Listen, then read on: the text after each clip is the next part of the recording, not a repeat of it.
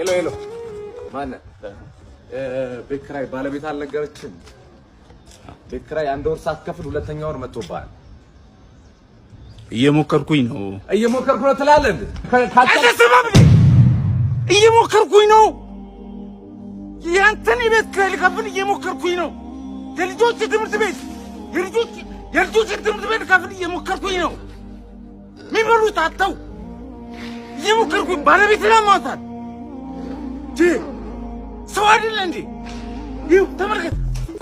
ይሄ የልጆች ጌም የሚጫወቱበት ልሸጥ እየሞከርኩኝ ነው። አስብ እንጂ ሁሉም ሰው እየሞከረ ነው በዚህ ሰዓት። እጁን አጣጥፎ የተቀመጠ ሰው አለ እንዴ? ታገሰኝ በቃ። እየሞከርኩኝ ነው።